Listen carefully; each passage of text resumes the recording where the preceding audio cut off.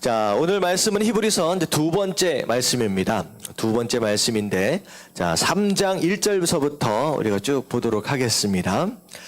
히브리서 말씀은 쉽지 않는 말씀이에요. 그리고 표현이나 구절 내용들이 상당히 난해하기도 하며 또 어렵기도 합니다. 그래서 금요일 날 오실 때에는 그 범위에 해당되는 범위의 내용들을 한 번 정도는 반드시 읽어보시고 묵상한 다음에 오셔야 아마 금요 예배에 이제 말씀을 좀 따라오실 수 있을 것 같아요. 그리고 금요 예배는 이제 기도가 굉장히 중요하지만 이제 말씀을 볼 때 우리가 어떤 식으로 보냐면 이제 강해처럼 보고 있기 때문에 이제 말씀을 들을 때 제 얼굴만 많이 쳐다보고 있으면 나중에 이게 이해가 안 가요. 그러니까 중간중간 말씀을 보면서 저에게 집중하시면서 또 메모할 내용들이 있으면 메모하시면서 그렇게 하시면 좋을 것 같습니다. 그래서 우리 교회가 참 좋은 게 의자 앞에 뭐가 있냐면 책상이 이렇게 딱 깔려 있어요. 이렇게 메모하기 쉽고 공부하기 쉽게 해놓은 교회는 거의 없습니다. 그래서 맨 처음에 들어오신 분들은 이게 예배당이 맞는지 아니면 강의실인지 이제 맨 처음에 헷갈릴 수도 있어요. 네. 지금의 이 편안함과 용이함을 마음껏 누리십시오. 우리가 나중에 이사를 가게 되면 이렇게 편하게 의자를 깔아놓고 이제 하기는 쉽지 않을 것 같습니다. 자, 우리 3장 1절부터 이제 살펴보도록 하겠습니다. 1절부터 3절까지의 말씀 같이 한번 큰 목소리로 읽어보도록 하겠습니다. 시작. 그러므로 함께 하늘의 부르심을 받은 거룩한 형제들아, 우리가 믿는 도리의 사도이시며 대제사장이신 예수를 깊이 생각하라. 그는 자기를 세우신 이에게 신실하시기를 모세가 하나님의 온 집에서 한 것과 같이 하셨으니, 그는 모세보다 더욱 영광을 받을 만한 것이 마치 집 지은 자가 그 집보다 더욱 존귀함 같으니라. 네, 히브리서는 여러 가지 교회 안팎에 있는 문제들을 이제 신학적으로 이제 교리적으로 좀 설명하는 내용들이 많이 나왔다고 했잖아요. 특별히 내부적인 문제 가운데 어쩌면 외부적인 문제일 수도 있어요. 이단에 대한 내용들, 그리고 특히 유대교에 대한 내용들. 사실 온전한 유대교가 아니라 잘못된 치우친 유대교이지요. 이제 세 가지 부분을 앞에 부분에 이렇게 설명을 하고 있는데, 지난주까지 살펴봤던 내용은 천사를 숭배하는 그런 잘못된 상황들을 설명하면서 천사와 예수님을 비교해서 설명을 했습니다. 그리고 오늘은 이제 두 가지로 나눠져요. 이제 처음에는 율법주의, 다시 말하면 모세에 대한 내용들, 그것을 예수 그리스도와 이제 비교해서 설명을 하는 내용이 나오고요. 이제 뒤에 가면 이제 제사에 대한 내용이 나옵니다. 제사. 그래서 아론 제사장 직분과 또 예수님을 비교하는 내용이 나오는데, 3장의 말씀은 이제 모세와 이제 비교하는 내용입니다. 자, 1절에 보면 그러므로 하고 나와 있는데, 이제 그러므로 앞에 무슨 내용이 있었느냐? 우리가 고난받고 힘들다라고 할지라도 예수님께서는 성육신 하심을 통하여 우리의 모든 수고와 고난과 아픔과 슬픔들을 다 아신다라는 거예요. 심지어 시험까지도 직접 받으신 분이기 때문에 우리를 충분히 위로하시고 우리를 인도해 가실 수 있다라고 하는 그런 내용이 앞에 있었습니다. 그래서 그러므로 함께 하나님의 부르심을 받은 거룩한 형제들아. 자, 이건 이 편지를 읽고 있는 성도들이죠. 성도에 대한 표현을 어떻게 설명하고 있느냐? 하나님의 부르심을 받았다.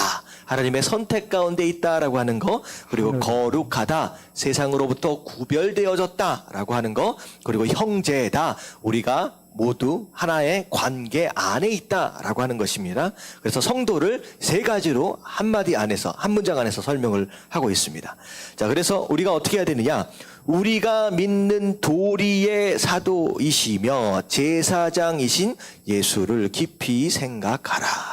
자, 예수 그리스도를 어떻게 설명을 하고 있냐? 우리가 믿는 도리. 이건 이제 복음이자 진리를 의미하겠죠. 자, 그것에 사도이시며 대제사장이시다. 사도다라고 하는 것은 예수님의 사도는 예수님의 보내심을 받은 자예요. 예수님의 보내심을 받은 자가 예수님의 사도입니다. 자, 근데 여기에서의 사도는 예수님이 사도라고 표현을 하고 있잖아요. 누구의 보내심을 받았어요? 예수님이 하나님의 보내심을 받았다라고 하는 의미 안에서 예수님을 사도다라고 이제 표현을 하고 있는 겁니다.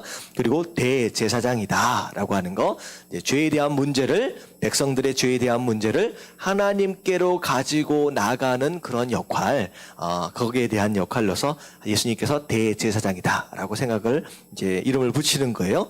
그래서 그 예수님에 대해서 더욱더 깊이 생각해야 한다라고 이야기합니다. 자, 2절에 보니까 그는 자기를 세우신 이에게 신실하시기를, 예수님께서 하나님 앞에서 신실하셨다라고 하는 것인데 어떻게 설명하느냐? 모세가 하나님의 온 집에서 한 것과 같이 하셨으니, 하나님의 온 집은 무엇을 의미할까요? 하나님의 온 집. 자, 이게 바로 이스라엘입니다. 이스라엘. 모세가 이스라엘 백성들을 위하여 얼마나 신실하게 하나님 앞에 나아갔느냐. 이게 사실 세 가지로 생각할 수 있는데, 하나님 앞에 순종했고요, 그리고 끝까지 인내했고요, 또 헌신했지요. 그러니까 모세가 순종과 인내와 헌신을 통하여서 이스라엘 백성들, 맡기신 이스라엘 백성들을 위해서 하나님 앞에서 신실하셨던 것처럼 누구 또한 신실하다? 예수님 또한 신실하다는 거예요. 근데 중요한 건 뭐냐면, 모세가 하나님 앞에서 신실했던 것과 비교할 수 없는 가치 면에서 예수님께서 하나님께 신실하셨다는 거예요. 그게 이제 3절에 나오는 겁니다. 그는 모세보다 더욱 영광을 받을 만한 것이 마치 집 지은 자가 그 집보다 더욱 소중함 같으니라. 무슨 말이에요? 존귀함. 자, 이게 위에서 뭐라고 했냐면, 이 집은 누구다? 이스라엘. 근데 마치 집 지은 자가 그 집보다 더욱 존귀하다. 그 얘기는 그 집이 누구예요? 그 집이 이스라엘이다라고 한다면, 그 집을 지은 자다라고 표현한다라고 한다면 예수님이 곧 누구다? 이스라엘 백성을 창조하신 분이다라는 거예요. 아무리 집을 화려하게 지었다라고 할지라도 집을 지은 사람보다 집이 더 귀할 수 있어요, 없어요? 사람이 훨씬 귀하죠. 집을 지은 사람이. 지금 그 얘기입니다.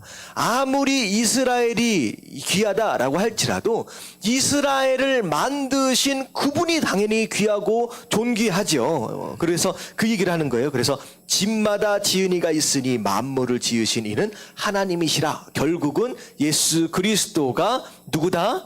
창조주 하나님이시다라고 이제 이끌어 가는 겁니다.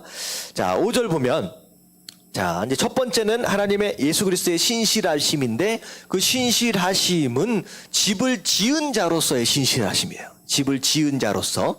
그리고 두 번째는 무엇이냐? 또한 모세는 장래에 말할 것을 증언하기 위하여 예언적인 사명이죠. 예언적인 사명을 위해서 하나님의 온 집에서 뭘로 신실했어요? 뭘로 신실했어요? 자, 보시고 계시죠? 지금 5절 보고 있습니다. 뭘로 신실했어요? 종으로서 신실했다. 종으로서. 이거 모세는 종으로서 순종하면서 신실했는데, 자, 6절에 보니까 그리스도는 하나님의 집을 맡은 누구로서? 아들로서 신실하다는 거예요. 아들. 자, 아들이라고 하는 것은 곧 무엇을 의미하느냐? 상속자입니다. 상속자. 아들은 상속자예요. 결국은 장차 그 집에 뭐가 될 사람이에요? 주인이 될 사람이라는 거예요. 주인이 될 사람. 다시 말하면 모세랑 예수 그리스도랑 비교할 수 있습니까? 없습니까? 도저히 비교할 수 없는 분이 바로 예수 그리스도다라고 얘기하는 거예요. 이 당시에는 모세 또한 숭배의 대상이었습니다. 왜냐하면 이스라엘 백성들이 가장 중요하게 생각했던 것이 율법이에요. 율법밖에 없었거든요. 근데 그 율법을 직접 쓴 모세, 와, 대단한 사람이었거든요. 근데 그것에 치우쳐 있는 사람들을 향하여 네가 그렇게 숭배하고 믿고 의지하는 모세 아니다. 예수 그리스도와 비교할 수 없는, 비교할 수 있는 게 아니다라고 얘기를 하는 거예요. 그래서 그와 같이 하셨으니, 자, 우리가 소망의 확신과 자랑을 끝까지 굳게 잡고 있으면 우리는 그의 집이라. 자, 그의 집이라 무슨 뜻이에요?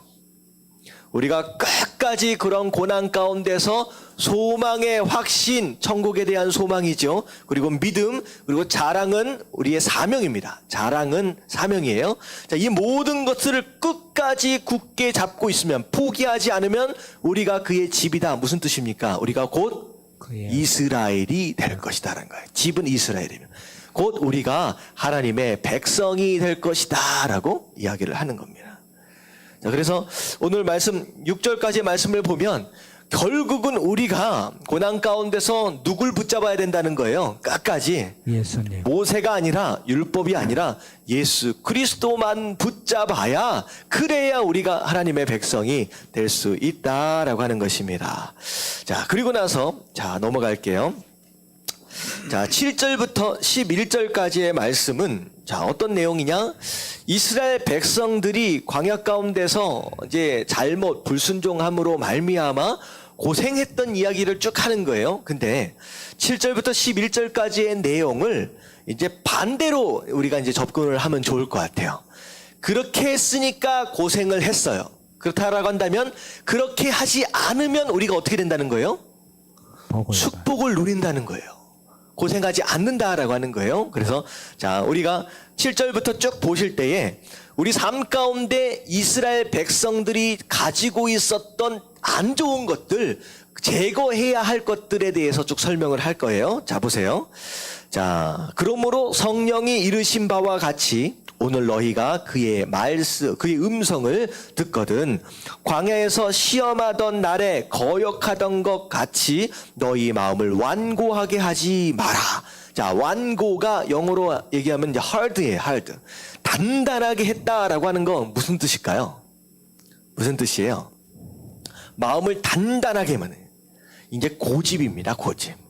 이스라엘 백성들이 광야에서 고생했었던 첫 번째 이유가 뭐냐면 마음을 단단하게 먹었다. 하나님 앞에서 고집 부렸다는 거예요. 고집 부렸다. 이제 고집 부렸다라고 하는 것은 뭐냐면 말씀을 해도 듣지를 않는 거예요. 말씀을 해도 듣지 않는 거예요. 단단한 그런 마음으로. 그렇기 때문에 이건 뭐냐면 우리가 광야 가운데서 고생하기 싫다. 정말 2014년도는 주신 축복을 마음껏 누리고 싶다라고 한다면 제일 첫 번째 뭘 버려야 된다? 고집을 버려야 된다라고 하는 거예요. 고집. 내 생각을 이제는 좀 버리고 이제 하나님께서 말씀하실 때 좀 들을 수 있는 그런 마음, 소프트한 마음, 갈아엎어진 마음, 옥토와 같은 마음이 될 수 있을 때 그때야 우리 삶 가운데 고난이 사라진다, 광야가 끝난다라고 하는 것이죠. 자, 첫 번째가 이제 고집입니다. 자, 두 번째가 뭐냐면 거기서 너희 열조가 나를 시험하여 증언하고, 자, 이건 뭐냐면 시험했다라고 하는 것은 하나님을 시험했다라고 하는 건 두 가지 의미가 있어요. 첫 번째는 뭐 어떻게 시험했는지 기억나세요? 하나님이 계시냐 안 계시냐, 이건 뭐냐면 하나님에 대한 의심입니다. 의심. 그러면 기도할 때도 마찬가지고 말씀을 들을 때도 마찬가지고 내 삶 가운데 의심을 가지고 있으면 뭐라고 말씀하셨어요? 기도할 때 의심하면 차라리 뭐 하지 말라? 받으려고 생각도 하지 말라고 하셨어요. 그러니까 두 번째는 무엇이냐? 우리가 믿는 상황 가운데서 반드시 버려야 할 것들, 의심을 버려야 된다라고 하는 거. 믿으려면 제대로 믿고 확실히 이루어질 것을 믿고 그렇게 나아가는 신앙이 되어야 한다라고 하는 거. 두 번째는 이제 의심입니다. 그리고 하나님 우리와 함께 계시는 게 맞아, 안 계시는 거 아니야라고 말하는 것 안에서는 뭐가 들어있다고 말씀을 드렸어요. 제가 주일날 설명해 드렸는데 그 안에는 의심과 동시에 물이 없으니까, 먹을 게 없으니까 하나님을 시험했어요. 뭐 했어요? 그게 불평이에요. 불평. 하나님을 시험한다. 이거 하나님 계시는 거 맞아 안 맞아 라고 얘기하는 것 자체가 이제 증험한다 라고 하는 그런 내용들 안에서 뭘 의미하고 있느냐? 불평이에요. 불평하면 계속 고생하게 된다. 그래서 그것으로 말미암아 몇 년 동안, 40년 동안 그렇게 광야에서 고생하게 되지 않았느냐. 그래서 두 번째, 세 번째는 뭘 버려야 되느냐? 의심을 빨리 버려야 되고, 우리 삶 가운데 끊임없이 차고 올라오는 이 불평하는 마음들, 이거 빨리 내려놔야 된다라고 이제 말씀하시는 거예요. 자, 10절 말씀 같이 한번 읽어볼게요. 다 같이 시작. 그러므로 내가 이 세대에게 노하여 이르기를 그들이 항상 마음이 미혹되어 내 길을 알지 못하는도다 하였고. 네, 이게 뭐냐면 항상 마음이 미혹되어졌다라고 하는 거 자꾸 시험에 든다는 거예요. 세상에 있는 잡다한 이상한 소리들 들음으로 말미암아 하나님께서 이스라엘 백성들에게 주신 길을 따라오지 않는다라고 하는 거죠. 이건 뭐냐면 불순종입니다. 불순종. 분명히 이렇게 해야 한다라고 길을 보여줬었음에도 불구하고 따라오지 않는 그런 모습들, 그렇게 되니까 고생한다라고 하는 것이죠. 그래서 네 번째 우리가 버려야 할 것은 뭐냐면 불순종하는 마음이죠. 하나님이 길을 보여주실 때 그 길을 따라올 수 있는 그 길에 인도하심을 받는 그런 삶이 되어야 한다라고 하는 거예요. 자, 그래서 11절에 보니까 내가 노하여 맹세한 바와 같이 그들이 내 안식에 들어오지 못하리라 하였느니라. 자, 이제 11절부터 이 안식이라는 단어가 자주 반복해서 나옵니다. 자, 안식이 무슨 뜻이에요? 안식. 쉰다라는 것이죠. 예, 이 안식이라고 하는 단어는 가장 첫 번째 등장하는 게 천지 창조 때 나와요. 하나님께서 6일 동안 창조하시고 나서 마지막 7일째 뭐 하셨다? 안식하셨다. 쉬셨다라고 하는 거예요. 자, 안식에 대한 개념을 우리가 이제 자세히 알 필요가 있습니다. 안식한다라고 하는 거, 쉰다라고 하는 것은 일을 아무것도 안 한다, 아무것도 안 하고 논다라고 하는 어떤 그런 의미도 좀 생각할 수 있을 것 같아요. 6일 동안 고생했으니까. 근데 안식이라고 하는 단어는 이제 포함하고 있는 의미들 가운데 몇 가지 의미가 있는데 중요한 건 뭐냐면요. 6일 동안 수고했다라고 한다면 마지막 7일째에는 어떻게 사는 게 진정한 안식이냐? 수고한 것에 대한 열매를 뭐 하는 거예요? 수고한 것에 대한 열매를 누리는 삶이에요. 진짜 불쌍한 사람은 어떤 삶이냐? 수고는 해요. 고생은 해요. 그런데 그것에 의해서 맺어지는 열매를 수고한 그 사람이 먹지 않고 남이 다 먹어버린다. 그러면 그 사람만큼 불쌍한 사람이 어디 있겠느냐라고 하는 거예요. 저는요, 이번 새해는요, 여러분들이 수고한 만큼의 열매를 여러분들이 충분히 누리실 수 있는 저와 여러분들 되시길 주님의 이름으로 축원합니다. 아멘. 고생은 진짜 그렇게 했는데 아무것도 따먹을 게 없다라고 한다면 얼마나 힘들냐라고 하는 것이죠. 그래서 여기서 얘기하고 있는 안식은 굉장히 광범위한 거예요. 아무것도 어떻게 보면 편히 쉰다라고 하는 스트레스 프리 그런 내용일 수도 있지만 가장 중요한 건 뭐냐면 수고한 이 모든 것들에 대한 열매들을 충만하게 누릴 수 있는 삶. 어떻게 보면 광야 가운데 있는 이스라엘 백성들에게 있어서 진정한 안식은 어디예요? 가나안이잖아요. 가나안. 결국은 약속하신 가나안을 들어가서 충만하게 누리는 삶, 바로 그런 삶이다라고 하는 거예요. 그래서 제가 이 말씀을 이제 묵상을 하면서 그 생각을 했어요. 우리 지난 주일날 우리 같이 이제 우리 선교사님들하고 같이 미팅을 하면서 우리 교회가 좀 세상을 향하여 축복하는 그런 표현들을 좀 하고 싶다라는 생각이 좀 들었어요. 그래서 조금 이제 구청에서 뭐라고 띄우라고 하면 띄울 수밖에 없겠지만 배너를 하나를 벽에다 하나를 붙이자라고 해가지고 새해 복 많이 받으세요라고 하는 그런 의미 있잖아요.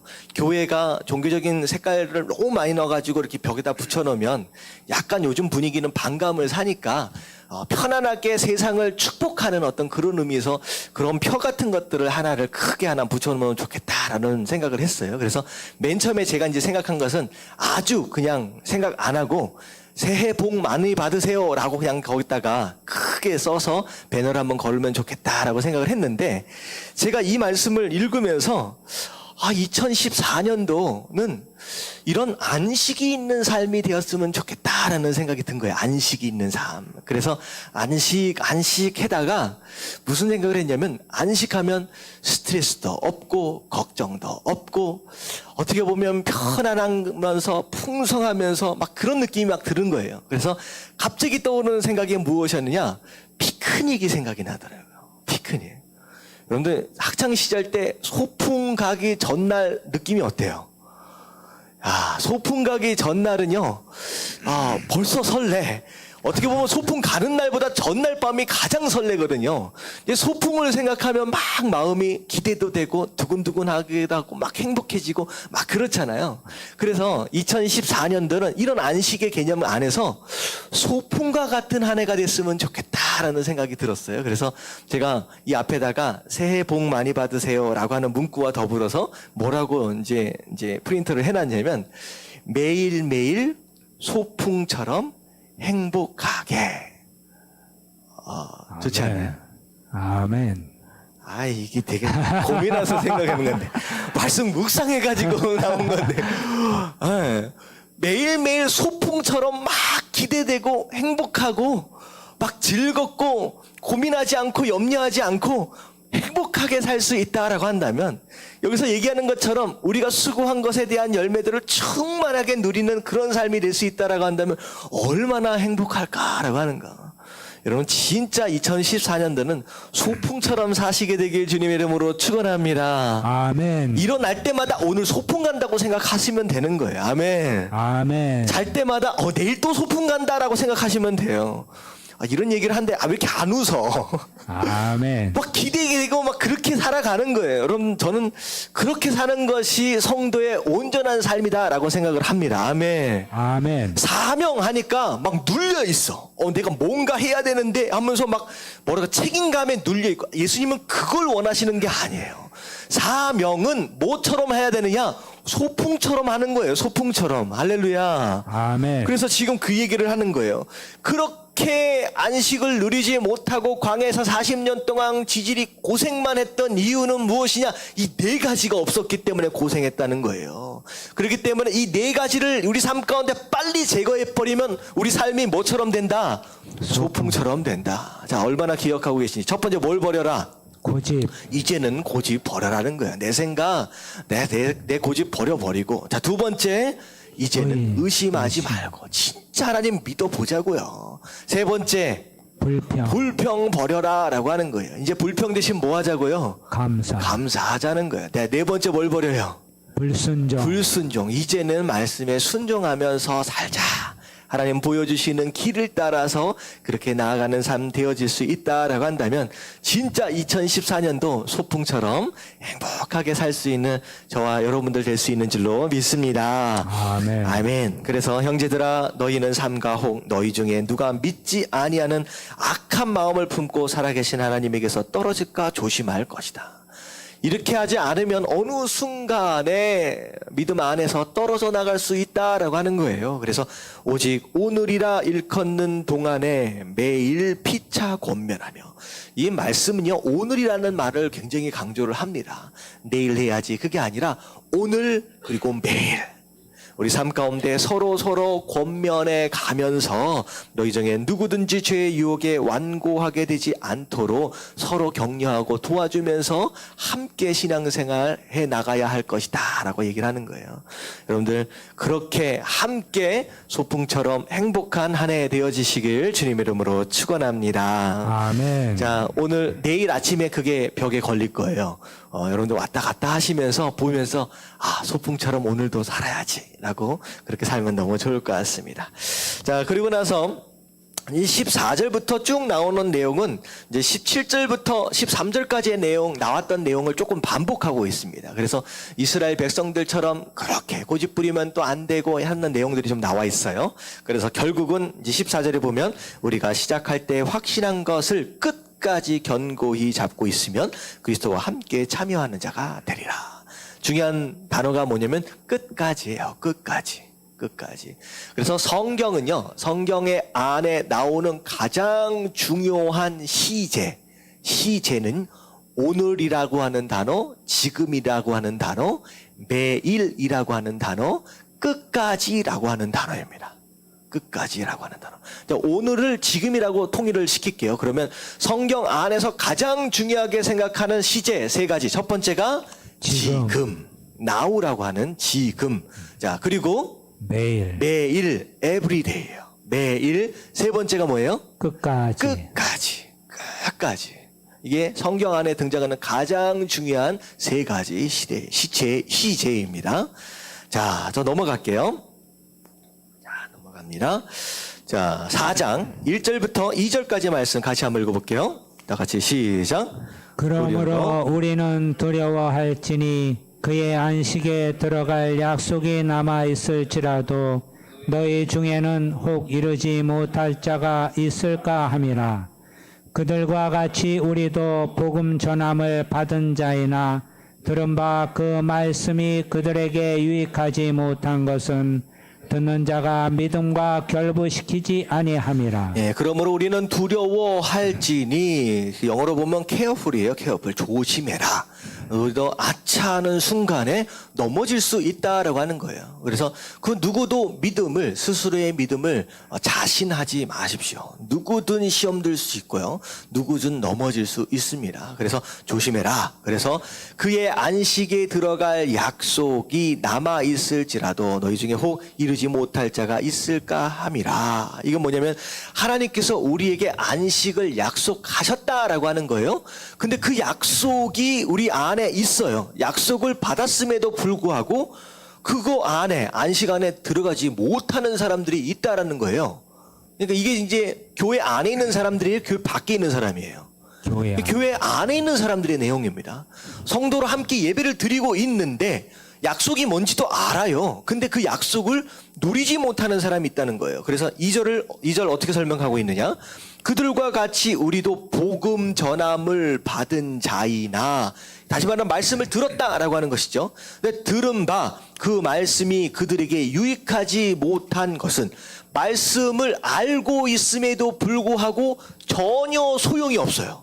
안식을 누리는데 전혀 역할을 못해요. 그 복음 자체가 뭐 하기 때문에? 듣는 자가 믿음과 결부시키지 못하기 때문에. 믿음으로 받지 않는다라고 한다면 아무리 많은 말씀을 안다라고 할지라도 아무 소용이 없다라고 하는 거예요. 아무 소용이 없다. 그 결국은 안식을 누리지 못하게 된다라고 하는 그런 내용입니다. 이제 이게 뭐냐면 믿음을 나중에는 또 어떻게 설명을 하고 있냐면요. 자, 보세요. 6절 말씀 같이 한번 읽어봅니다. 다 같이 시작. 그러면 거기에 들어갈 자들이 남아있거니와 복음 전함을 먼저 받은 자들은 순종하지 아니함으로 말미암아 들어가지 못하였으므로.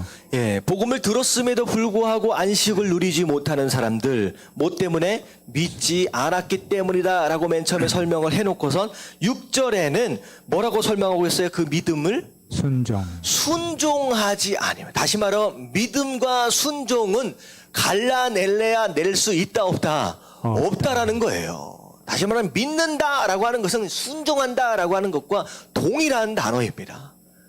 그래서 믿지 못하고 순종하지 않으면 아무리 말씀을 많이 안다라고 할지라도 그 말씀, 그 약속이 우리 삶 가운데 절대 이루어질 수 없다라고 얘기를 하는 거예요. 그래서 7절 중간에 보면 오늘 너희가 그의 음성을 듣거든 너희 마음을 완고하게 하지 말라 하셨나니. 이 얘기는 뭐냐면 오늘, 다시 말하면 지금을 얘기하는 거예요. 지금 여러분들이 누구의 말씀을 듣고 계십니까? 지금 하나님의 말씀을 듣고 있다라고 한다면 지금 이 순간 내가 버려야 할 고집을 빨리 내려놔라는 거예요. 빨리 내려놔라. 그래야 안식을 얻을 수 있지 않느냐라고 하는 내용입니다. 자, 그리고 나서 마지막 11절 다 같이 한번 읽어봅니다. 시작.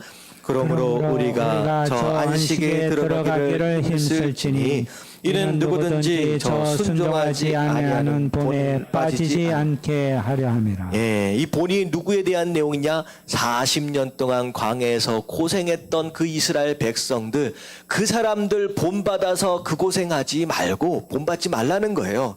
그래서 들어갈 수 있도록 믿음으로 순종하는 그런 사람이 되어야 한다라고 하는 거. 여러분들 말씀을 통하여 약속하신 안식, 그것을 믿음으로 순종하며 누리실 수 있는 저와 여러분들 되시길 주님의 이름으로 축원합니다. 아멘. 제가 마지막 말씀드린 게 지금 1절부터 11절을 한 문장으로 줄인 거예요. 그렇게 정리하시면 되겠습니다. 자, 넘어가겠습니다. 자, 12절 말씀. 우리가 굉장히 많이 아시는 말씀이죠. 다 같이 한번 읽어봅니다. 시작. 하나님의 말씀은 살아있고 활력이 있어 좌우의 날선 어떤 검보다도 예리하여 혼과 영과 및 관절과 골수를 찔러 쪼개기까지 하며 또 마음의 생각과 뜻을 판단하나니. 예, 이게 굉장히 유명한 말씀입니다. 하나님의 말씀의 능력에 대한 내용이에요. 하나님의 말씀의 능력에 대한 내용입니다. 자, 첫 번째가 뭐냐면 살아있다라고 하는 것은 생명체다라는 뜻인데 어떻게 보면 생명체다라고 설명하기보다는 인격체다라고 생각하시면 되겠습니다. 생명체, 인격체, 살아있다. 그리고 활력이 있다라고 하는 것은 움직인다라는 뜻인데 이게 무슨 뜻이냐? 능력이 있다는 거예요. 능력이 있다. 살아있는 인격체로서 그 말씀 안에 큰 능력이 있다라고 하는 거예요. 말씀 안에. 그래서 어떤 능력이냐? 좌우의 날선 어떤 검보다도, 그러니까 검을 보면 일본도 같은 경우에는 날이 어떻게 있냐면 한쪽만 있죠. 한쪽만. 근데 이제 서양 쪽으로 넘어가게 되면 한쪽이 아니라 이제 양쪽으로 날이 씁니다. 그래서 이제 보통 좌우에 날선 검 하면 이거는요, 이제 전투용처럼 이제 생각을 하시면 돼요. 전투용이다. 싸울 때 쓰는 그런 칼이다. 그냥 어떻게 보면 강한 칼이라고 얘기할 때 좌우에 날선 검이다라고 얘기를 하는 거예요. 근데 말씀이 그런 칼보다도 예리하다는 거예요. 예리하다는 거예요. 그래서 뭘 하느냐? 혼과 영과 및 관절과 골수, 이거 뭐냐? 영혼 육을 다 의미하는 거예요. 영과 혼과 육을 찔러서 쪼갠다라는 거예요. 찔러서 쪼갠다. 자, 무슨 뜻이에요? 찔러서 쪼개면 어떤 일이 일어나요? 찔러서 쪼개면 어떻게 돼요? 죽어요? 찔러서 쪼개면 죽어요? 중요한 건 뭐냐면 찔러서 쪼개면 그 안에 있는 게 드러나는 거예요. 무슨 얘기인지 아시겠죠? 찔러가지고 쪼개면 그 안에 있는 게 드러나는 거예요. 다시 말하면 말씀 앞에서는 그 어떤 것도 아무리 갑옷을 입었다라고 할지라도 아무리 뭘로 덮었다라고 할지라도 감출 수 있다는 거예요? 없다는 거예요? 없다는 거예요. 날선 검 같아서 더 예리해가지고 그냥 무조건 무엇이든지 다 찔러질 수 있고 다 쪼개서 그 안에 있는 속내를 다 드러날 수 있도록 한다는 거예요. 그래서 그 말씀 그 뒤에 뭐라고 얘기해요? 또 마음의 생각과 뜻을 판단하나니. 말씀을 통하여서는 전부 다 드러나게 될 것이다 라고 하는 거예요. 그래서 13절에 보니까 지으신 것이 하나도 그 앞에 나타나지 않음이 없고, 다시 말하면 피조물들 가운데 그 말씀 앞에서 드러나지 않고 숨겨질 수 있는 것들은 아무것도 없다. 우리의 결산을 받으신 이의 눈앞에 만물이 벌거벗은 것 같이 드러나느니라. 다시 말하면 우리 마지막 때 심판대 앞에서 하나님께서 우리의 인생을 카운팅, 결산하시는 날이 있다는 거예요. 그때 그 말씀 앞에 세워지는 우리의 모습은 어떤 모습으로 세워지느냐? 마치 옷을 입지 않은 벌거벗은 몸처럼 전부 다 드러나게 된다. 그 어떤 죄든 어떤 연약함이든 숨길 수 있는 것이 없다라고 하는 거예요. 없다라고 하는 거예요. 자, 그렇다라고 한다면 이게 말씀 앞에 선다라고 하는 것만큼 두려운 게 없다라고 하는 거예요. 여러분, 말씀 가운데 나아갈 때 그런 마음으로 사실 나와야 돼요. 말씀 앞에 내 모든 것들이 다 드러날 것이다 라고 하는 그런 내용입니다.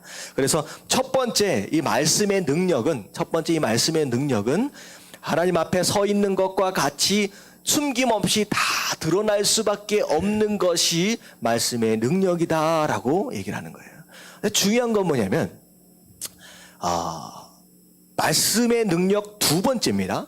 첫 번째는 다 드러나는 거예요. 두 번째가 뭐냐면 하나님이 왜 찔러서 쪼갤까요? 이게 중요한 거예요. 왜 하나님께서 찔러서 쪼갤까요? 왜 찔러서 쪼개요? 죄가 드러나도록 한다라고 하는 것에 머물러 있다라고 한다면 하나님의 공의로우심 안에서 멈추는 거예요.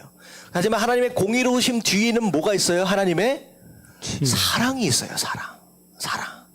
다시 말하면 찔러서 쪼개는 것이 공의로우심 뒤에 있는 사랑의 의도에서 찔러서 쪼개는 거예요. 근데 왜 찔러서 쪼갤까요? 사랑하신다면 치유예요. 치유.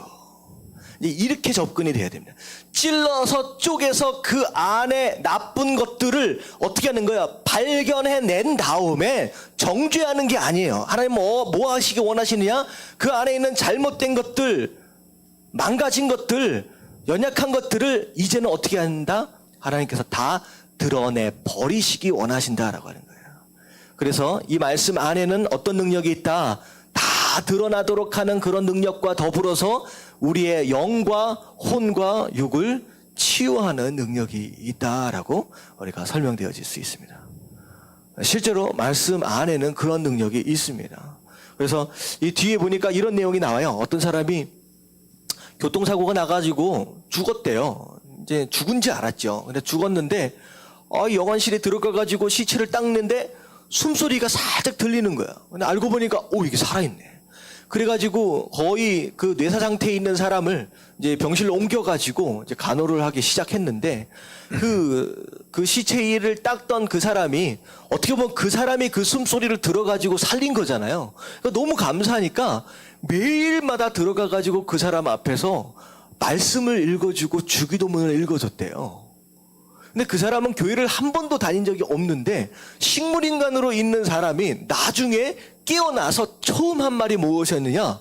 주기도문을 했다는 거예요. 어떻게 들었겠느냐라고 하는 거예요. 다른 사람들은 이미 내가 죽어있는 상태이기 때문에 듣지 못한다라고 하지만 식물인간으로 누워있는 상황 가운데서 계속 뭘 들은 거예요? 말씀을 계속 들은 거예요. 주기도문을 계속 들은 거예요. 자, 그것으로 말미암아 그 말씀을 통하여 그 사람의 육신과 마음과 영혼이 치유되어지고 깨어남과 동시에 하나님을 고백하고 인정하는 예수 그리스도를 인정하는 그런 삶까지 되었다라고 하는 거죠.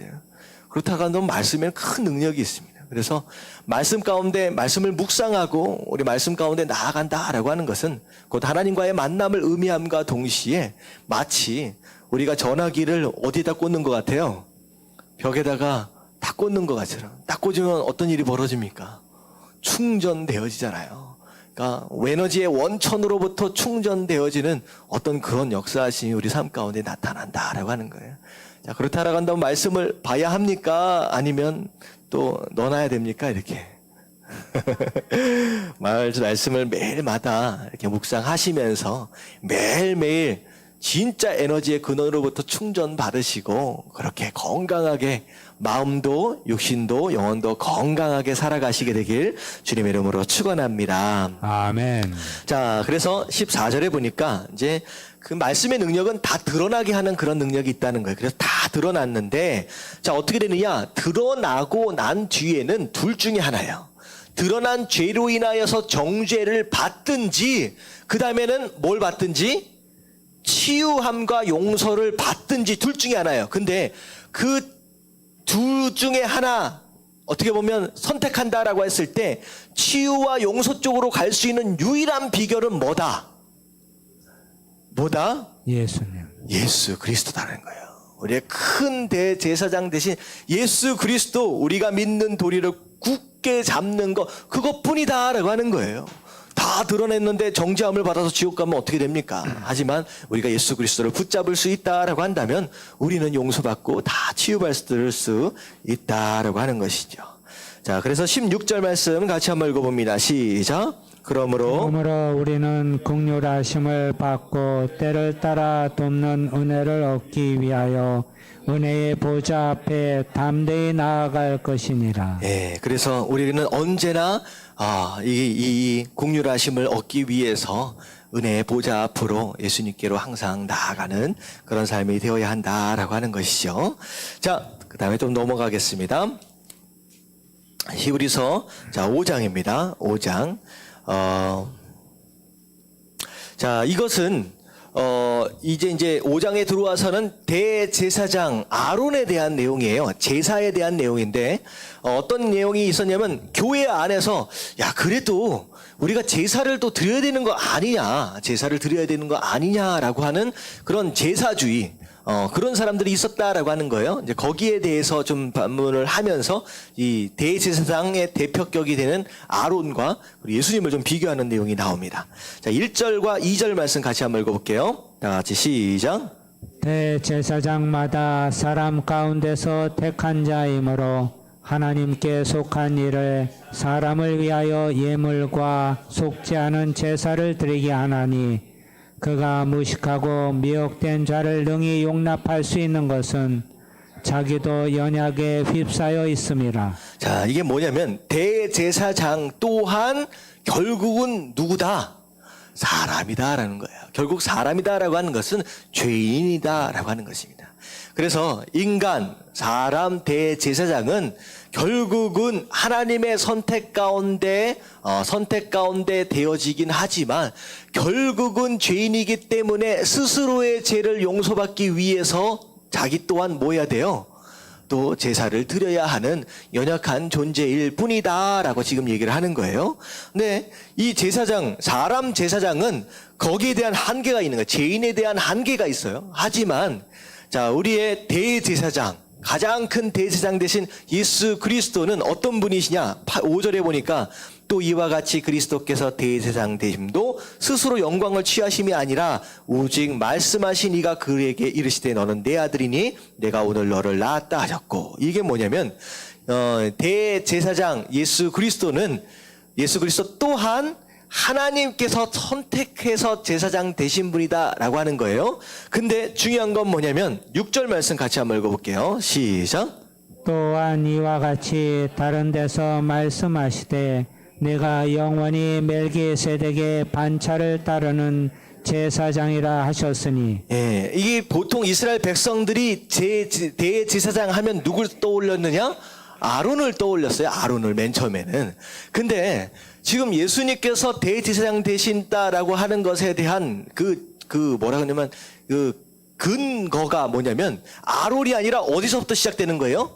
멜기세덱서부터 시작된 것이다라고 하는 거예요. 멜기세덱 한참 전에서부터 시작된 거라는. 멜기세덱이 어디에 등장하는 사람입니까? 어디서 등장해요? 창세기 14장에 보면 아브라함 때에 이 소돔과 고모라 이 가나안 지역에 큰 전쟁이 있었잖아요. 그 전쟁 때문에 소돔에 있던 롯이 포로로 끌려갔어요.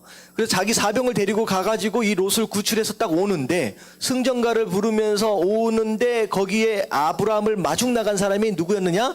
그때 멜기세덱이었어요. 근데 그 멜기세덱을 어떻게 설명하고 있느냐? 멜기세덱은 살렘 왕이다라고 얘기를 합니다. 살렘 왕. 왕이에요, 왕. 근데 뭐라고 설명했냐? 지극히 높으신 하나님의 제사장이다라고 설명해요. 근데 왕이면서 제사장 누구예요? 예수님이에요, 예수님. 그러니까 아론은 그냥 제사장만이었어요. 근데 예수님은 어떤 분이냐? 왕이시면서 제사장이시잖아요. 그래서 다시 말하면 아론 제사장 그 직분을 계승해 가시는 게 아니라 저 위에 있는 왕이시면서 제사장이었던 그 멜기세덱서부터 그 직위를 계승해서 내려오신 것이다. 근데 사실은 계승해서 내려오신 게 아니라 원래 그분이 그 왕이시면서 제사장이죠. 근데 이 멜기세덱이 바로 거기에 등장하는 사람입니다. 그래서 그걸 얘기하는 거예요. 그 멜기세덱으로부터 이제 계승되어 오는 그 직분을 지금 이 땅에서 수행하시는 것이다 라고 얘기를 하는 거예요. 근데 중요한 건 뭐냐면, 간단하게 얘기하면 예수님은, 인간 제사장은 자기가 죄인이다라고 하는 것에 대한 한계가 있었어요. 근데 예수님은 죄인이 아니다라고 하는 거예요. 죄인이 아니다라고 하는 거예요. 그러니까 스스로에 대한 죄에 대한 어떤 그런 문제가 없다라고 하는 것이죠. 자, 근데 여기 되게 중요한 말씀이 8절, 9절, 10절 말씀이 있습니다. 같이 한번 읽어볼게요. 다 같이 시작. 그가 아들이시면서도 받으신 고난으로 순정함을 배워서 온전하게 되셨은즉 자기에게 순종하는 모든 자에게 영원한 구원의 근원이 되시고 하나님께 멜기세덱의 반차를 따른 대제사장이라 칭하심을 받으셨느니라. 예, 그 예수님에 대해서 예수님의 대제사장 직분에 대해서 설명하면서 그 직분을 어떻게 얻으시고 감당하시게 되었는지를 8, 9, 10절의 말씀에 나와 있어요. 첫 번째가 뭐냐면 그가 아들이시면서도 다시 말하면 고난을 당하실 필요가 있는 분이에요, 없는 분이에요? 없는 분이에요. 죄가 아무것도 없는 하나님이신데도 불구하고 어떻게 되셨느냐? 고난을 받으셨어요. 근데 이 고난을 통하여 뭘 배웠어요? 네, 순종을 배우셨어요. 자, 이게 우리의 삶하고 연결이 되어야 됩니다. 우리가 당하고 있는 고난 당연히 받을 수 있습니다. 하지만 중요한 건 뭐냐면 그 고난을 통하여 뭘 배워야 돼요? 순종을 배워야 된다는 거예요. 순종을. 그래서 그 순종을 배웠더니 예수 그리스도가 어떻게 되셨다? 9절. 온전하게 되셨은즉, 다시 말하면 고난을 통하여 순종을 배우고 그 순종을 통하여 우리가 더 어떻게 되어질 수 있다? 온전해질 수 있다라고 하는 거예요. 그래서 자기에게 순종하는 모든 자에게 영원한 구원의 근원, 이건 뭐냐면 구원자입니다. 구원자의 그 직무. 그리고 하나님께서 멜기세덱의 반차를 따라 대제사장이라 칭함을 받으셨느냐. 다시 말하면 온전해짐으로 인하여서 어떤 직분을 감당하셨느냐? 구원자의 직분과 대제사장의 직분 같은 겁니다. 근데 이 두 가지 직분을 감당할 수 있게 되었다라고 하는 거예요. 자, 결국은 우리가 이 땅을 살면서 맡기신 일이 있어요. 사명을 감당하려면 첫 번째 어떻게 돼요? 고난을 통하여 뭘 배워라? 순종을 배워라. 순종을 배워라. 그래야 우리가 온전해질 수 있고, 그래야 예수 그리스도처럼 우리에게 맡겨주신 이런 일들을 감당할 수 있는 자들이 될 수 있다라고 설명을 하고 있는 거예요. 그래서 진짜 사명을 감당하는 한 해가 되길 원하신다라고 한다면 2014년도 새롭게 다가오는 고난을 통하여 뭘 배우시길? 순종을 배우시길 주님의 이름으로 축원합니다. 아멘. 힘들잖아요. 어렵잖아요. 괴롭잖아요. 그러면 뭘 생각해야 되느냐? 내가 하나님께서 여기에서 내가 뭘 순종하길 원하시는지 그걸 빨리 찾아내야 된다는 거예요. 힘들고 어려우면 그게 순종을 배우는 겁니다. 그랬는데 이제 중요한 건 뭐냐면 멜기세덱에 대해서 얘기하는 것은 사실 어렵다라고 하는 얘기가 나와요. 11절. 이게 뭐냐면 멜기세덱은 그때 등장하고 등장하지 않아요. 그리고 살렘 왕이라고 하는 그 자체가 예루살렘으로부터 왔다라는 이제 학자들의 이제 설명들이 좀 있어요. 아마 예루살렘 지역을 다스리고 있던 왕이었을 것이다 라고 하는 설명들이 있는데, 사실 딱 한 번 등장하고 등장하지 않습니다. 그러니까 어디서부터 와서 또 어디로 갔는지도 몰라요. 그래서 그 멜기세덱에 대하여 설명하기는 사실 쉽지를 않다라고 얘기를 하면서 중요한 건 뭐냐? 12절 말씀이에요. 12절. 때가 오래되었으므로 너희가 마땅히 선생이 되었을 터인데 너희가 다시 하나님의 말씀의 초보에 대하여 누구에게서 가르침을 받아야 할 처지이니 단단한 음식은 못 먹고 젖이나 먹어야 할 자가 되었도다. 이게 뭐냐면 때가 오래되었다. 자, 믿음 생활한 지 오래되었다는 거예요. 2년, 3년, 4년, 5년 모태신앙 오랫동안 예배드리고 말씀도 공부하게 했음에도 불구하고 그 정도 됐으면 이제는 뭐 해야 된다는 거예요? 말씀을 가르쳐. 말씀을 이제는 가르쳐야 된다는 거예요. 가르쳐야 된다는 거예요. 이게 뭐냐면 혹시 여러분들은 말씀을 가르칠 대상이 있어요? 없어요? 이게 중요한 거예요. 선생이 된다라고 하는 건 가르칠 대상이 있다라고 하는 거예요. 가르칠 대상이. 내가 양육하고 내가 위에서 기도하고 내가 가르치는 그 누군가가 반드시 있어줘야 된다는 거예요. 때가 오래되면 이게 선생된 자들의 모습이어야 된다는 거예요. 다시 말하면 오래 믿었다라고 한다면 이제는 가르치는 그런 모습까지 너의 제자 삼는 그런 일들이 활발하게 일어났어야 되는데 아직까지 뭐 한다는 거예요? 말씀의 초보로 돌아가서 가장 기본적인 내용들만 붙들고 앉아서 내가 믿음 생활을 하느니 못하느니, 시험에 들었느니 안 들었느니, 오늘 뭐가 어째서 뭐 했느니, 이번 주에는 내가 예배를 못 가느니 어쨌느니, 하여튼 가장 기본적인 것 가지고 아직도 그러고 붙잡고 앉아있다라고 하는 거예요. 그래서 뭐라고 했느냐? 단단한 음식, 말씀에는 부드러운 젖과 같은 음식이 있고요. 말씀에는 단단한 고기와 같은 음식, 그 말씀이 있어요. 젖과 같이 부드러운 음식은 어떤 말씀이에요? 2013년도 새해 복 많이 받으십시오. 이게 이제 우유 같은 음식이에요. 우유 같은 말씀. 그냥 아무런 부담이 없어. 그냥 들으면 다 소화돼. 할렐루야, 아멘 다 돼. 근데 이 단단한 고기와 같은 말씀은 어떤 말씀입니까? 어떤 말씀이에요? 순종하라. 사명 감당하라. 하여튼간 이런 말씀은 딱 들으면 어떻게 됩니까? 말씀이 불편해지는 거야. 소화가 안 되는 거야. 고집 버려라 하면 또 저 얘기하는구나. 뭐 버려라 하면 또 저 얘기하는구나. 그런 마음이 들었는데, 근데 아직도 오래 신앙생활했음에도 불구하고 자꾸 전만 찾아다니는 그런 신앙이 있는데, 이제는 뭐가 진짜 말씀이고 뭐가 진짜 들어야 할 말씀인지 좀 분간을 해가면서 이제는 좀 성장해야 되지 않겠느냐라고 하는 것이죠. 여러분들 이제는 성장하시길 주님의 이름으로 축원합니다. 아멘. 언제까지 예배를 얘기하고 언제까지 회개를 얘기하고 언제까지 초짜 같은 그런 얘기들만 하고 있겠느냐라고 하는 거예요. 이제는 일을 할 때다라고 하는 것이죠. 아멘. 아멘. 이게 이런 거예요. 애들 보면 딱 갓난장이 보면 아무리 못생겼어도요, 애는요 언제나 뭐예요? 항상 이쁘고 귀여워요, 애는. 근데 아무리 이쁘다라고 할지라도, 저기 이제 딸 에밀리가 있는데, 오늘, 내일 보면 이제 끝나면 이제, 한동안 못 봐요. 이쁘잖아요. 아멘. 아멘. 이쁜데, 저 애기에서 안 커. 내년 이맘때 왔는데도 저 키고 저 모양이야.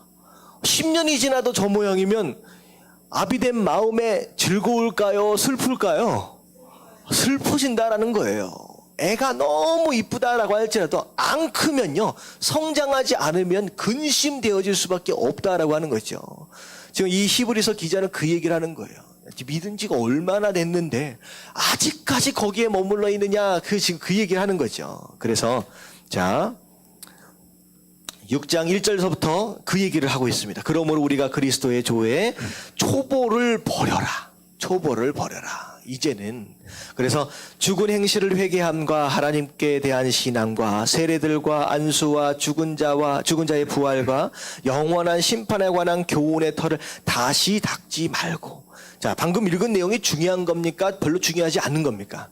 중요한 거. 너무 중요한 거예요. 근데 이런 너무 중요한 것이다라고 할지라도 이건 가장 기본적으로 알아야 될 내용들이에요. 근데 맨날 이것만 붙잡고 앉아서 뭐가 세례가 어떠느니 부활이 어떠느니 맨날 그러고만 앉아있다라고 한다면 문제가 있다라는 거죠.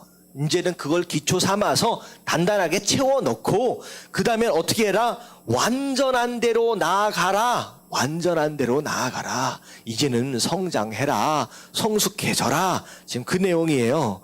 자, 근데 그러고서 뭐라고 또 얘기하느냐? 지금 4절에서부터 8절까지의 말씀은 이거는 굉장히 어려운 말씀입니다. 이 말씀을 어떻게 해석하느냐에 따라서 장로교에서 저를 이단이라고 부를 수도 있어요. 근데 굉장히 어려운 말씀이에요. 근데 제가 그냥 말씀을 그대로 그냥 설명을 드릴게요. 한 번 빚을 받고 하나님의 하늘의 은사를 맛보고 성령에 참여한 바 되고, 자, 이 얘기는 누구를 향한 얘기냐? 성도들입니다. 한 번 빚을 받았다라고 하는 건 은혜를 입은 자들입니다. 그리고 심지어 은사까지 받았어요. 병 고치기도 하고 방언도 하고 별의별 걸 다 했어요. 은사를 행했다라고 하는 거. 심지어는 성령에 참여한 바 되고 성령의 역사하심 안에서 뭔가를 막 하면서 다녔다라고 하는 거예요. 근데 하나님의 선한 말씀과 내세의 능력을 맛보았음에도 불구하고 어떻게 할 수 있다? 타락할 수도 있다는 거예요. 타락할 수도 있다는 거예요. 아니, 그렇게 은사까지 받고서 은혜 있고서 말씀도 다 있고 예배도 드리고 그렇게 뜨겁게 신앙생활을 하면서 어떻게 보면 성령에 참여했다라고 하는 것은요, 헌신하고 봉사했다는 내용이에요. 헌신하고 봉사했다는. 그렇게 난리치고 했음에도 불구하고 이제는 뭐가 돼버렸냐? 타락한 자가 됐다는 거. 그래서 그 타락한 자가 됐는데 어떻게 됐냐? 다시 타락한 자들은 다시 새롭게 하여 회개하게 할 수 없나니. 와, 이건 그냥 하나님의 말씀입니다. 다시 말하면 믿었는데 떠나가 버렸어요. 난 예수 믿기 싫어. 나는 이제 더 이상 안 믿을 거야. 떠나간 사람들 한번 그렇게 떠나가면 돌아오기가 쉬워요, 어려워요? 어려워. 오히려 더 열심히 믿은 만큼 더 돌아오기 힘든다는 거예요. 더 돌아오기. 근데 이제 그들은 하나님 아들을 다시 십자가에 못 박는 것이고 드러내 놓고선 예수 그리스도를 욕하는 것과 마찬가지다. 그렇다는 거예요. 그래서 실제로 제가 누군가에서 들었는데 저 미국의 칼리지에서 교수예요. 근데 이게 비교 종교론을 가르쳐요. 근데 원래는 크리스찬이었고 집사였어요. 그랬는데 외국인입니다. 근데 이 학생들 앞에서 가르칠 때 무신론자가 되어버렸습니다. 심지어 선교사였어요. 선교사였다. 이건 선교 쉽지 않습니다. 그럼에도 불구하고 타락해버리고 돌아설 수 있다는 거예요. 근데 자, 여기까지 말씀은 그냥 제가 설명만 하고 지나갈게요. 되게 위험한 말씀이라서. 자, 밑에를 보면 더 위험합니다. 땅이 그 위에 자주 내리는 비를 흡수하여. 이 땅은 성도를 의미합니다.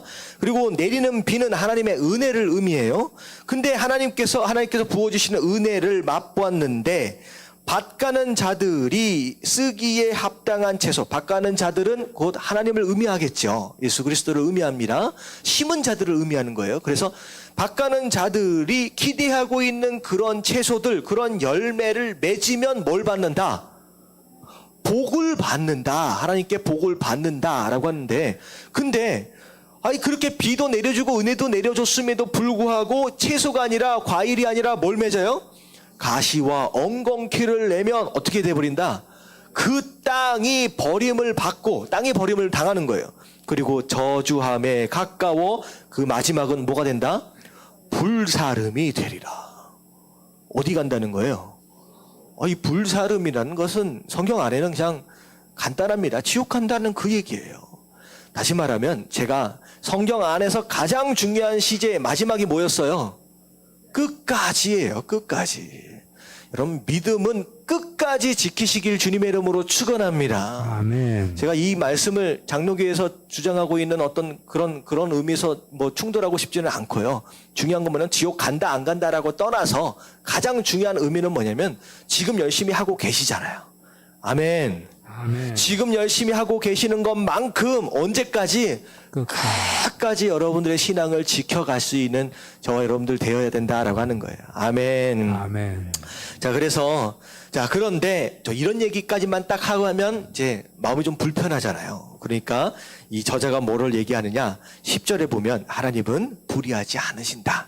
그래서 너희의 모든 행위와 그리고 예수 그리스도의 이름을 위하여 사랑으로 성도들을 섬겼던 거, 그리고 섬기고 있는 거 지금이죠. 너희의 모든 헌신과 수고와 봉사, 그런 헌신들을, 그 섬김들을 하나님께서는 잊어버리지 않고 뭐 해주실까요?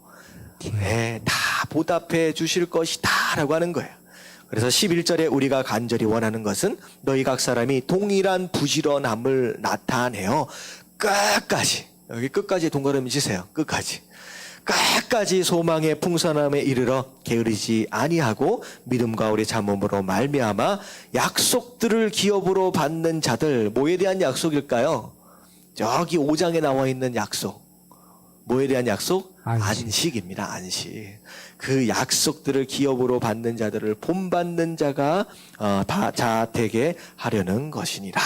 그래서 이제 여기 전체로 요약하면 초보를 이제 버리고 성숙해라. 근데 성숙하게 돼서 완전한 데까지 가야 되는데 그 완전한 것은 곧 뭐다는 거예요? 더 이상 구원이 뭐고 세례가 뭐고 이것 가지고 왈가불가 하지 말고 이제는 좀 뭐 해라? 예수 그리스도의 사랑으로 성도를 섬겨라. 이제는 봉사하고 헌신하고 섬겨야 된다. 이게 성숙한 성도의 마땅히 맺어져야 할 열매다, 채소다, 그 얘기를 하고 있는 거예요. 여러분 깨달아지시길 주님의 이름으로 축원합니다. 무조건 섬겨야 돼요. 어찌 되었든 간에. 자, 그리고 자, 마지막 13절부터 20절까지의 말씀은요, 이제 간단하게만 설명을 드릴게요. 13절에 보면 하나님이 아브라함에게 약속하셨어요. 무슨 약속을 하셨어요? 세 가지 축복을 약속하셨습니다. 기억하시죠? 첫 번째 뭐에 대한 축복? 첫 번째 자녀에 대한 축복, 그다음에 이름에 대한 축복. 이건 명예지요. 세 번째는 네가 복의 근원이 될 것이다 라고 하는 이 세 가지 축복을 약속하셨어요. 근데 아브라함의 그 약속을 어떻게 누렸어요? 그 약속을 15절 다 같이 읽겠습니다. 시작. 그가 이같이 오래 참아 약속을 받았느니라. 오래 참았더니 약속을 받았다. 자, 오래 참음은 뭐의 열매예요? 성령의 열매 가운데 하나입니다. 오래 참음은. 그래서 제가 지난 주일날 뭘 말씀드렸느냐? 사단이 절대 맺을 수 없는 열매, 성령의 열매 가운데 하나가 오래 참는 거예요. 사단은 인내력이 없어요.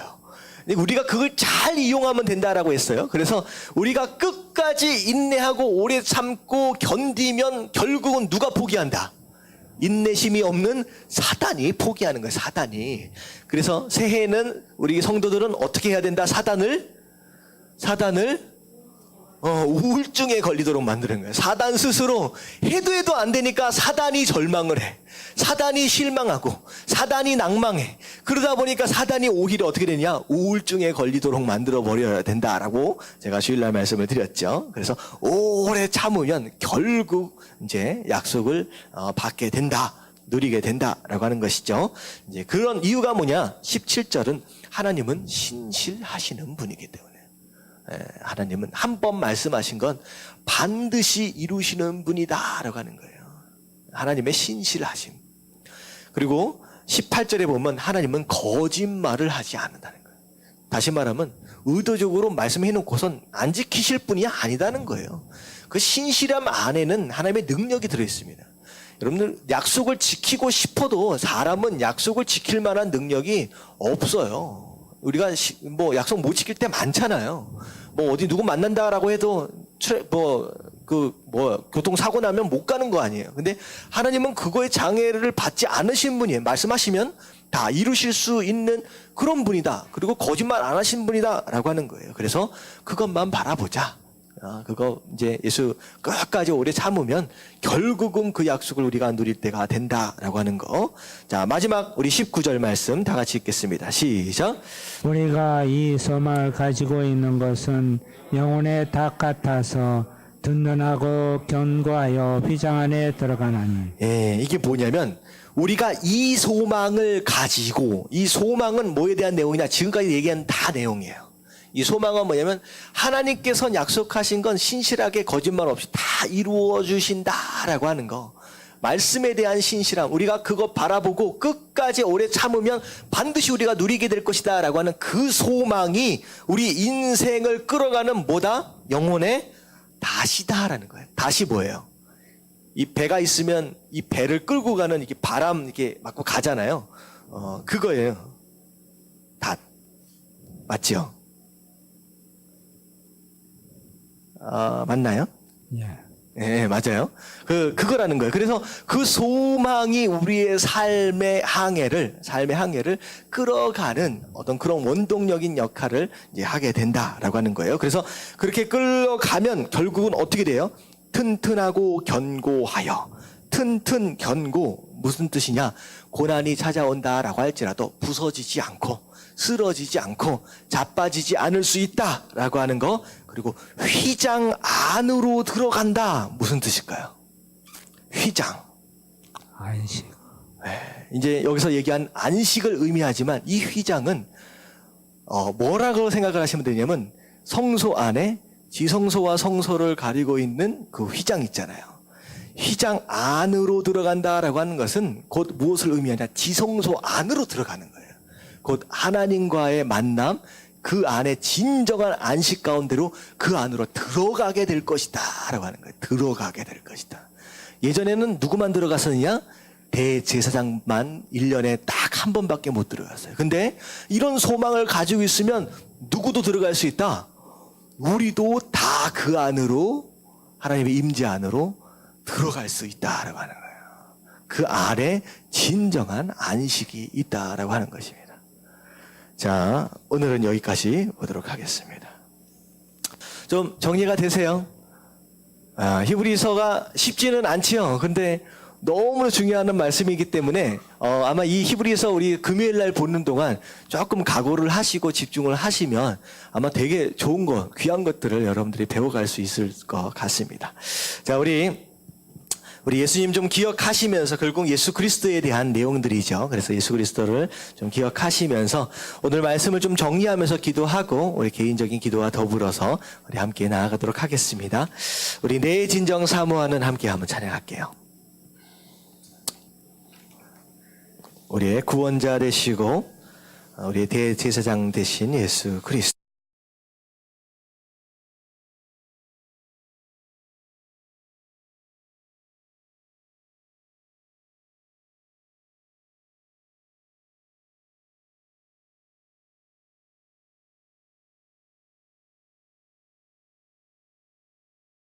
죄인이다라고 하는 것에 대한 한계가 있었어요. 근데 예수님은 죄인이 아니다라고 하는 거예요. 죄인이 아니다라고 하는 거예요.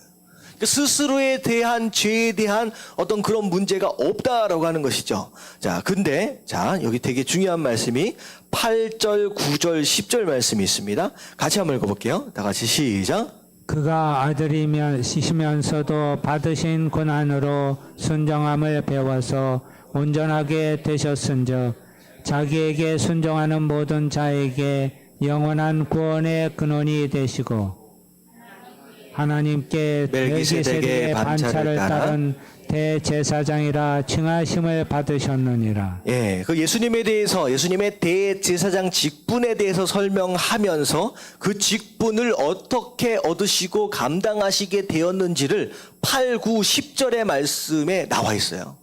첫 번째가 뭐냐면 그가 아들이시면서도 다시 말하면 고난을 당하실 필요가 있는 분이에요? 없는 분이에요? 없는 분이에요. 죄가 아무것도 없는 하나님이신데도 불구하고 어떻게 되셨느냐?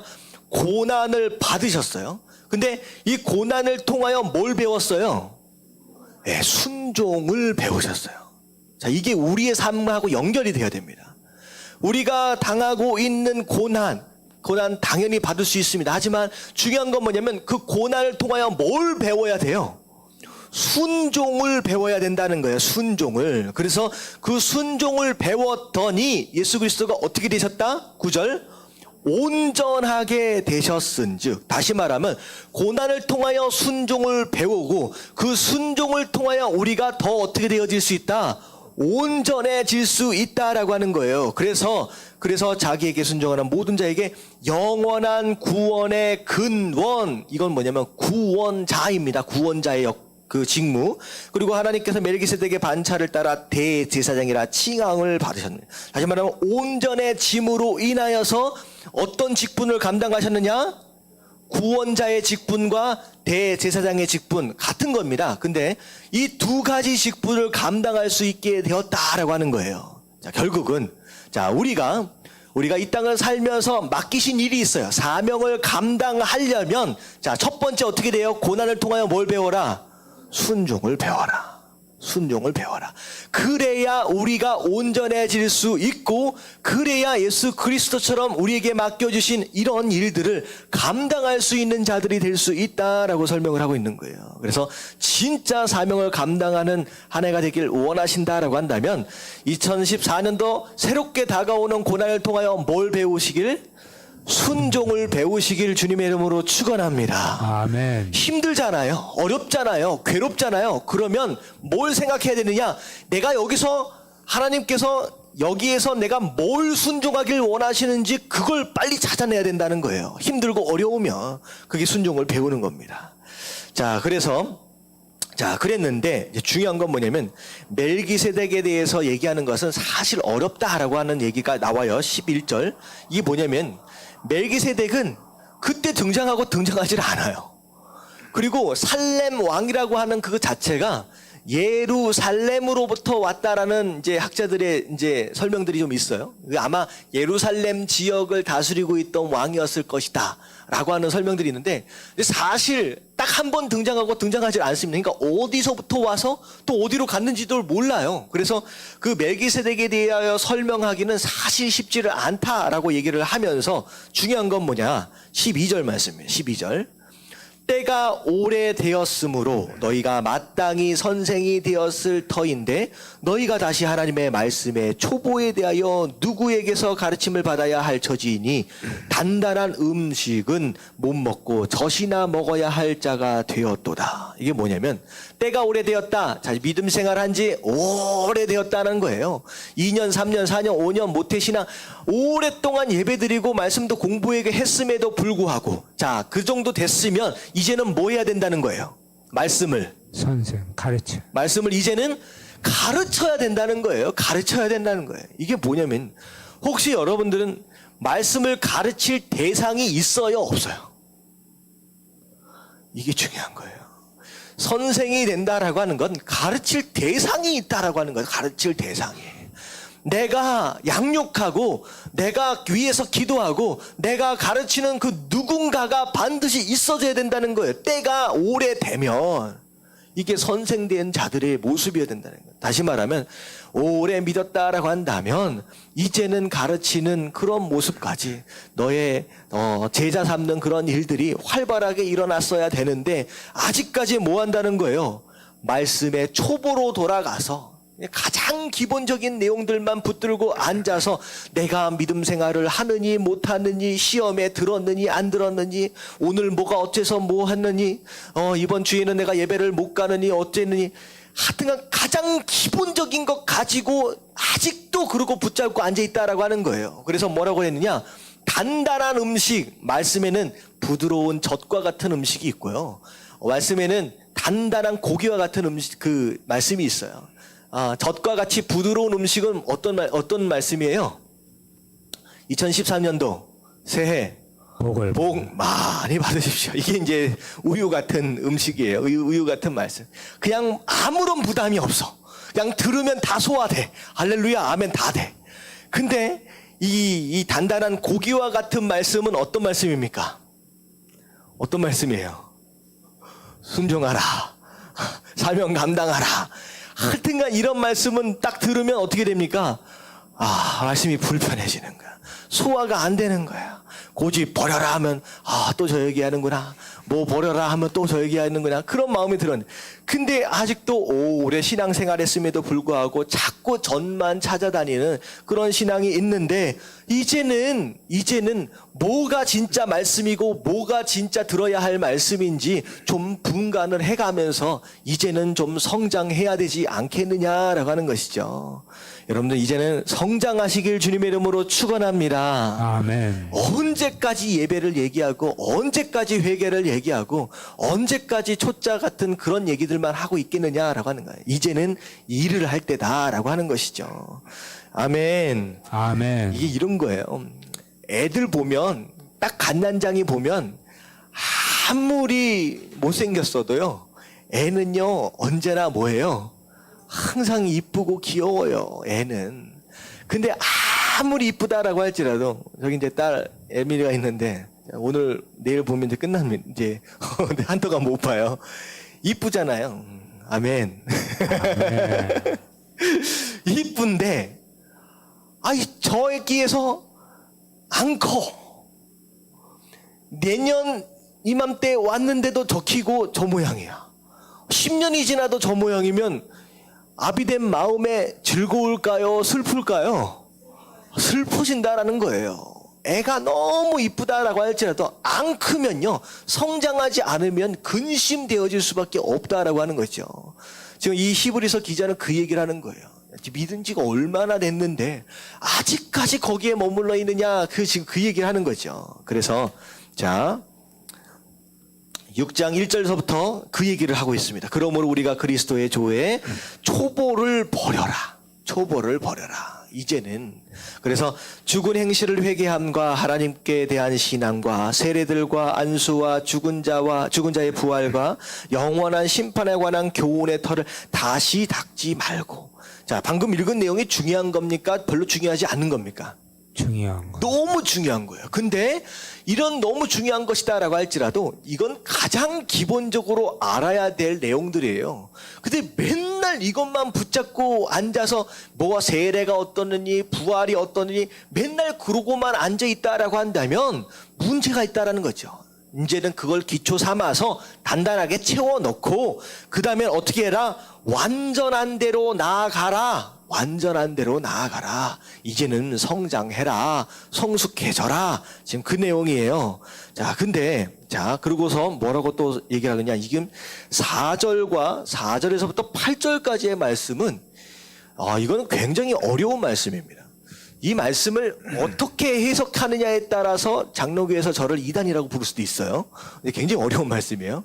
근데 제가 그냥 말씀을 그대로 그냥 설명을 드릴게요. 한 번 빚을 받고 하나님의 하늘의 은사를 맛보고 성령에 참여한 바 되고. 자, 이 얘기는 누구를 향한 얘기냐? 성도들입니다.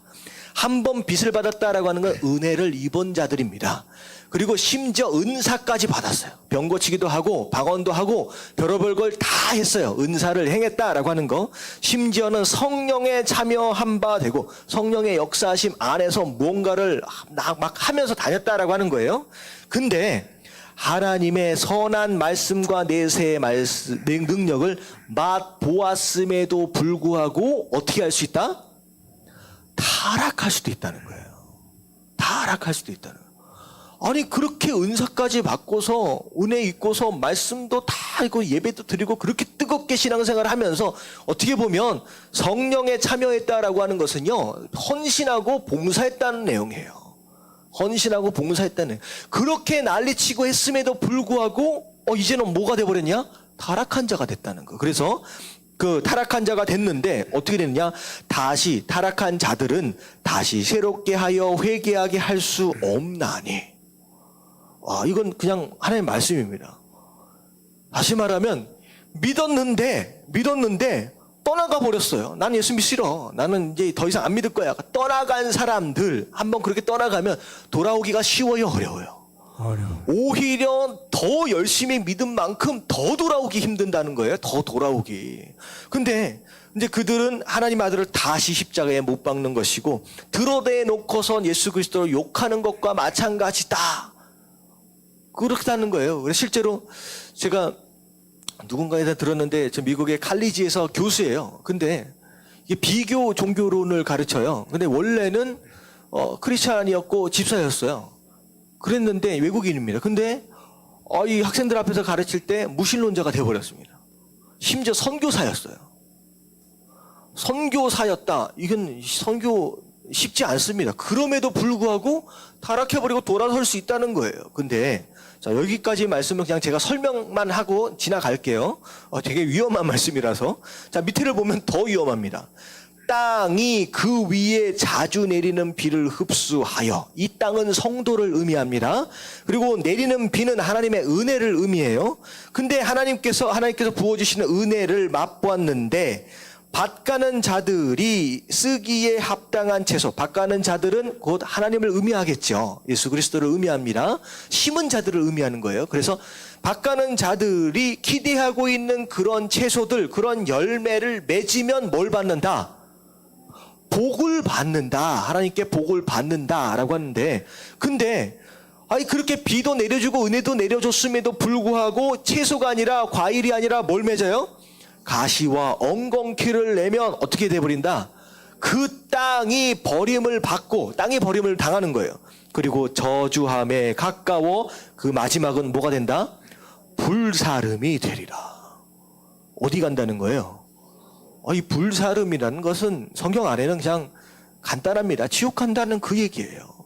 다시 말하면 제가 성경 안에서 가장 중요한 시제의 마지막이 뭐였어요? 끝까지예요. 끝까지. 여러분 믿음은 끝까지 지키시길 주님의 이름으로 축원합니다. 아멘. 제가 이 말씀을 장로교에서 주장하고 있는 어떤 그런 의미에서 뭐 충돌하고 싶지는 않고요. 중요한 건 뭐냐면 지옥 간다 안 간다라고 떠나서 가장 중요한 의미는 뭐냐면 지금 열심히 하고 계시잖아요. 아멘. 아멘. 지금 열심히 하고 계시는 것만큼 언제까지 끝까지 여러분들의 신앙을 지켜갈 수 있는 저와 여러분들 되어야 된다라고 하는 거예요. 아멘. 아멘. 자, 그래서 그런데 저 이런 얘기까지만 딱 하고 하면 이제 마음이 좀 불편하잖아요. 그러니까 이 저자가 뭐를 얘기하느냐? 10절에 보면 하나님은 불의하지 않으신다. 그래서 너희의 모든 행위와 그리고 예수 그리스도의 이름을 위하여 사랑으로 성도들을 섬겼던 거, 그리고 섬기고 있는 거 지금이죠. 너희의 모든 헌신과 수고와 봉사, 그런 헌신들을, 그 섬김들을 하나님께서는 잊어버리지 않고 뭐 해주실까요? 네, 다 보답해 주실 것이다라고 하는 거예요. 그래서 11절에 우리가 간절히 원하는 것은 너희 각 사람이 동일한 부지런함을 나타내어 끝까지, 여기 끝까지 동그라미 치세요. 끝까지 소망의 풍성함에 이르러 게으르지 아니하고 믿음과 우리 잠언으로 말미암아 약속들을 기업으로 받는 자들. 뭐에 대한 약속일까요? 저기 5장에 나와 있는 약속. 뭐에 대한 약속? 안식입니다. 안식. 그 약속들을 기업으로 받는 자들을 본받는 자가 다 자택에 하려는 것이니라. 그래서 자, 이제 여기 전체로 요약하면 초보를 이제 버리고 성숙해라. 근데 성숙하게 돼서 완전한 데까지 가야 되는데 그 완전한 것은 곧 뭐다는 거예요? 더 이상 구원이 뭐고 세례가 뭐고 이것 가지고 왈가불가 하지 말고 이제는 좀 뭐 해라? 예수 그리스도의 사랑으로 성도를 섬겨라. 이제는 봉사하고 헌신하고 섬겨야 된다. 이게 성숙한 성도의 마땅히 맺어져야 할 열매다, 채소다, 그 얘기를 하고 있는 거예요. 여러분 깨달아지시길 주님의 이름으로 축원합니다. 무조건 섬겨야 돼요. 어찌 되었든 간에. 자, 그리고 자, 마지막 13절부터 20절까지의 말씀은요, 간단하게만 설명을 드릴게요. 13절에 보면 하나님이 아브라함에게 약속하셨어요. 무슨 약속을 하셨어요? 3가지 축복을 약속하셨습니다. 기억하시죠? 첫 번째 뭐에 대한 축복? 첫 번째 자녀에 대한 축복, 그다음에 이름에 대한 축복. 이건 명예지요. 3번째는 네가 복의 근원이 될 것이다 라고 하는 이 3가지 축복을 약속하셨어요. 근데 아브라함의 그 약속을 어떻게 누렸어요? 그 약속을 15절 다 같이 읽겠습니다. 시작. 그가 이같이 오래 참아 약속을 받았느니라. 오래 참았더니 약속을 받았다. 자, 오래 참음은 뭐의 열매예요? 성령의 열매 가운데 하나입니다. 오래 참음은. 그래서 제가 지난 주일날 뭘 말씀드렸느냐? 사단이 절대 맺을 수 없는 열매, 성령의 열매 가운데 하나가 오래 참는 거예요. 사단은 인내력이 없어요. 우리가 그걸 잘 이용하면 된다라고 했어요. 그래서 우리가 끝까지 인내하고 오래 참고 견디면 결국은 누가 포기한다? 인내심이 없는 사단이 포기하는 거예요. 사단이. 그래서 새해에는 우리 성도들은 어떻게 해야 된다? 사단을 우울증에 걸리도록 만드는 거예요. 사단 스스로 해도 안 되니까 사단이 절망을 해. 사단이 실망하고 사단이 낭망해. 그러다 보니까 사단이 오히려 어떻게 되냐? 우울증에 걸리도록 만들어 버려야 된다라고 제가 주일날 말씀을 드렸죠. 그래서 오래 참으면 결국 이제 약속을 받게 된다. 누리게 된다라고 하는 것이죠. 이제 그런 이유가 뭐냐? 17절은 하나님은 신실하시는 분이기 때문에. 하나님은 한 번 말씀하신 건 반드시 이루시는 분이다라고 하는 거예요. 하나님의 신실하심. 그리고 18절에 보면 하나님은 거짓말을 하지 않는다는 거예요. 다시 말하면 의도적으로 말씀해 놓고선 안 지키실 분이 아니다는 거예요. 그 신실함 안에는 하나님의 능력이 들어있습니다. 여러분들 약속을 지키고 싶어도 사람은 약속을 지킬 만한 능력이 없어요. 우리가 뭐 약속 못 지킬 때 많잖아요. 뭐 어디 누구 만난다라고 해도 교통사고 나면 못 가는 거 아니에요. 근데 하나님은 그거에 장애를 받지 않으신 분이에요. 말씀하시면 다 이루실 수 있는 그런 분이다. 그리고 거짓말 안 하신 분이다라고 하는 거예요. 그래서 그것만 바라보자. 그거 이제 예수 끝까지 오래 참으면 결국은 그 약속을 우리가 누릴 때가 된다라고 하는 거. 자, 마지막 우리 19절 말씀 다 같이 읽겠습니다. 시작.